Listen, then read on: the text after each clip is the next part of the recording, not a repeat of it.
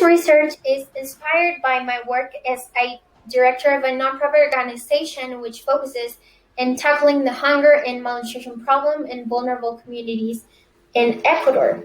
Part of the nonprofit work consists in building community gardens in sectors where the general population undergoes malnutrition and lives in a state of poverty or extreme poverty so they can have access to food by working land. These communities are located in the Andes region, where there has been an important history of agricultural traditions. However, modernization and the expansion of big cities have gotten in the way of maintaining said traditions, which in its majority are rooted in sound. Therefore, in this work, I will explore the role of sound in agricultural practices of the Andes while offering commentary on the roles and responsibilities of nonprofit organizations that work with communities in this region. For this presentation, I will talk about the current malnutrition problem in the Andes by highlighting its main cause, ancestral traditions of the Andes in regards to agriculture, the role of sound in Andean cosmovisions, and the interaction between Andean communities and nonprofit work. Ecuadorian databases reveal that 25% of children live in a state of chronic malnutrition. 4 out of 10 indigenous children have anemia, and 42% of indigenous children under the age of 5 are stunted in comparison to their non-indigenous counterparts. In addition, the main causes of death in Ecuador are food and health related. Cause number 1 being ischemic heart diseases, and number 2 being diabetes mellitus. In their article about food insecurity in the Andes region, Walrod et al. Argue that malnutrition is a response to cultural variations associated with market integration, which they define as the degree of production for and consumption from a market-based economy, whereby communities have increased participation in a dependence on markets for food resources. Walrod et al. Continue to explain that this integration can change diet and physical activity, shifting from a diet of traditional grains and hunter-gatherer lifestyle to a diet of processed foods, high in fats and sugars, and sedentary lifestyle. In other words, modernization and the transition to a Western lifestyle are the main cause for health problems and food insecurity within Andean communities. That is why it is crucial not only to contextualize the promise of development in the Andean region, but also to prevent cultural genocide by researching and advocating for ancestral knowledges to prevail any project of modernization. Alisa Lemon conducted research in which she used as a measurement for biodiversity in the Ecuadorian Andes region. She concluded that changes in bird species in the region were a reliable source to analyze communities and make recommendations for prioritizing conservation of certain areas. This finding is of utmost importance because it emphasizes the role that sound has in the conception of the Andean ecosystem. This study suggests that there is an interdependency and interrelationship of anthrophony, biophony, and geophony, which can have an effect in one another.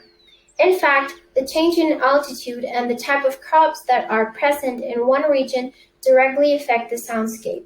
And as mentioned before, the presence or absence of birds can suggest the balance of an ecosystem. According to Eduardo Estrella in his research on pre-Hispanic food plants, the endemic crops consisted in a great variety of cereals, legumes, tubers, roots, rhizomes, vegetables, spices, and fruits, which made up the source for a healthy and proper nutrition. Many of these foods also participated in important ceremonies that sustained the ecosystem. In fact, organization of work, intensive agricultural conservation and storage techniques were the key variables of food and nutrition of the Andean peoples, which in the case of the Inca culture reached an exemplary level.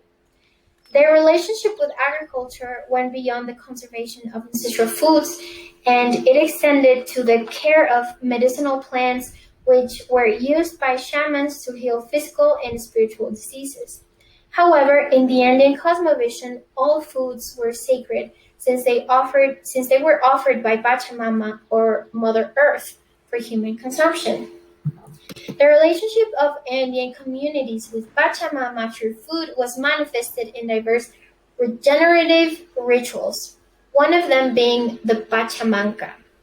This ritual represents a nexus between humans and nature in which humans offer their harvest back to Pachamama. Oh my god. Sorry. As a means of thanking her for the favors they received from her. This ritual of gratitude is a festive event that happens during harvest season and that demonstrates and reinforces the contrast between the Indian cosmovisions of equilibrium and giving back to nature versus the Western worldview of the commodification and ownership of nature. Many of the crops that sustain the Indian nutrition and that were part of rituals such as Pachamanca were corn, amaranth, quinoa, lentils, cabbage, turnip, potatoes, and a variety of fruits.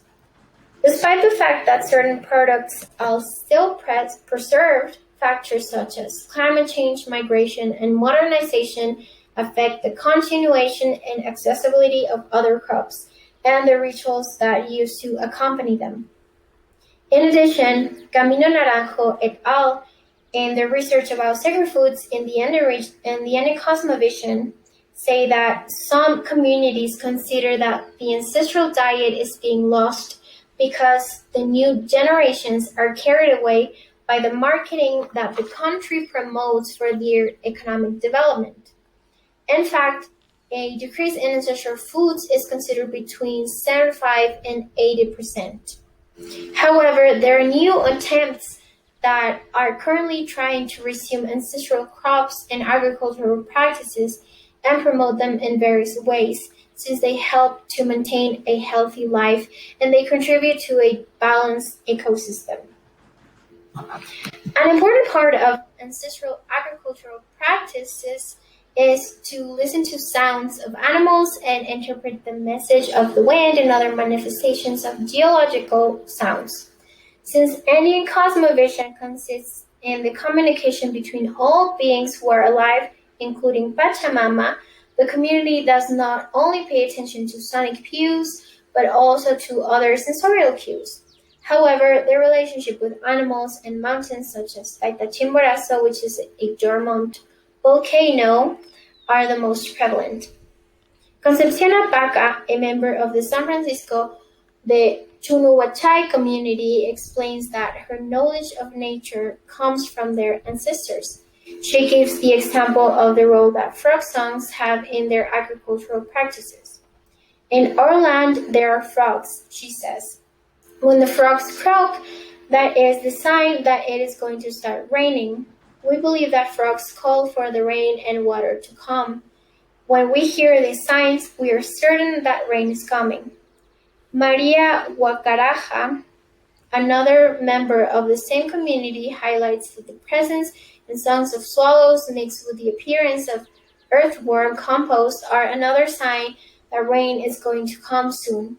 Concepcion Apaca adds that the appearance of flocks of swallows indicate that it is time to harvest. She continues to say how some animal sounds can predict weather conditions. The rooster is one of those animals, she says. If the rooster sings during sunset, it is certain that the following day frost is going to fall. She mentions how the rooster helps the humans prepare for the frostfall, and this is how they communicate. They emphasize the importance of reading and interpreting the signs through feeling.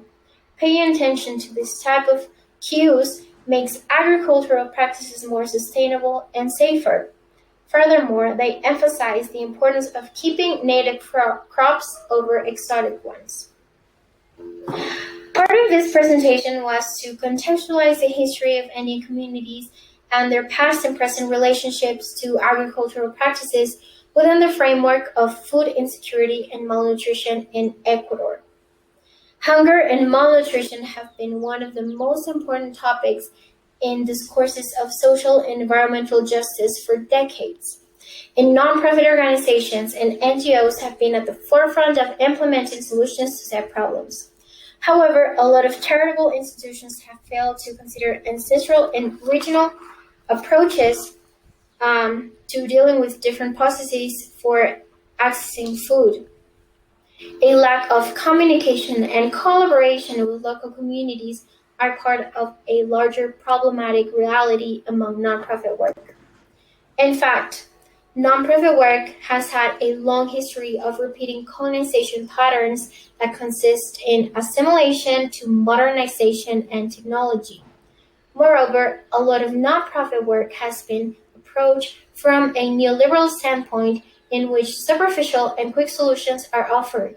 Meanwhile, there is a lack of consciousness of structural oppression and a shortage of will for structural change persists. One of the reasons why most nonprofits fail to generate true sustainable and structural change is because of their community volunteer work model, which is rooted in immediacy and quick productivity, similarly to the values that appear in neoliberalism. The most common neoliberal approach to volunteering is popularly known as volunteerism. The Cambridge Dictionary defines volunteerism as a type of holiday in which you work as a volunteer without getting paid to help people in the places you visit. The concept of volunteerism doesn't necessarily have to be applied to volunteering opportunities abroad, but it can also appear in a local level. In fact, the principle of volunteerism can be applied anywhere there is a prevalent difference of power dynamics between the helpers and the helped ones, and where there is a lack of awareness of the implications of such power dynamics, especially in instances where the volunteering activities also involve working with the land. In The Spectacle of Saving, Careva Canty-Brando suggests that volunteerism advances the creation of new neoliberal citizens while further concealing the micropolitics of commodified nature. Neoliberal volunteering mostly focuses on providing an immediate sentiment of relief to the volunteer who is able to provide a short-term solution for a community with little to no knowledge about the community itself and their primary concerns and needs. In addition, neoliberal volunteering that focuses on development in capitalistic terms can actually generate more harm than good to a community as they perpetuate cultural genocide with more advanced techniques and technologies that replace ancestral knowledges and practices. Projects that involve the interaction of humans and the land cannot be universalized nor industrialized, as that will disregard the particularities of each territory and ecosystem. Therefore, it is necessary to get familiarized with a specific area to know the type of ecosystem. Although science can provide a general picture of conditions for land and comprehensive agricultural practices, sound can actually be a beneficial complement for a holistic understanding and treatment of the land.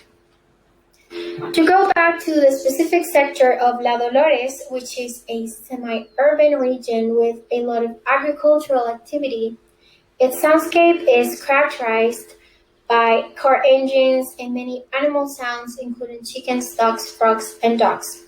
Now I'm going to proceed to show two short clips that last 2 minutes, which are a recordings of the soundscape of La Dolores.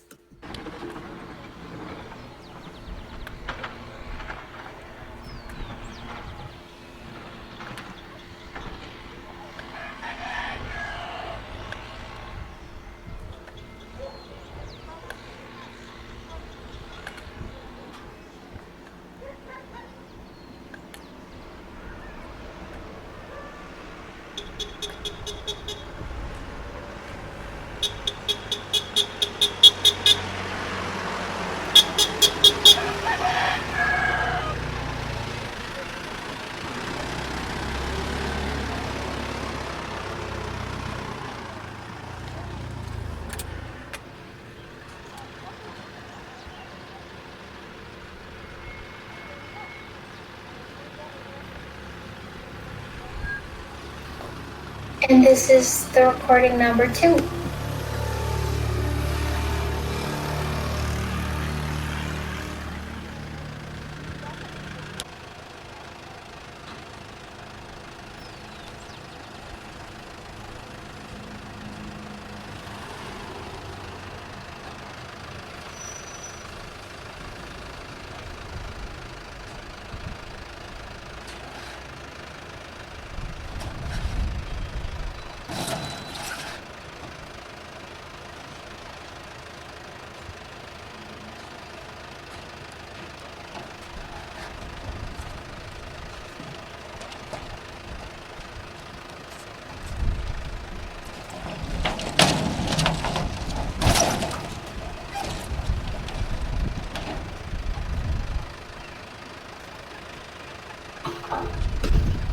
The sound of engines or traffic could take over more subtle sounds like fur croaks, and gas pollution could be a deterrent for species such as swallows to appear. Therefore, it could eliminate sonic cues that are important for the agricultural practice in that sector. However, the planting of endemic crops could generate a healthy ecosystem that invites all endemic species despite air or sonic pollution. Nonprofit work should consider all these elements, ancestral practices, and modern conditions of an area before implementing any type of work in order to secure true sustainable results. To conclude, sound in the relationship with Pachamama is very important for Andean communities. Plus, the planting of endemic crops can secure a healthy ecosystem that at the same time will generate an adequate soundscape. And any type of nonprofit work that is focused on working with the land must consider the importance of sound in the communities they collaborate with. Thanks, and this is my bibliography.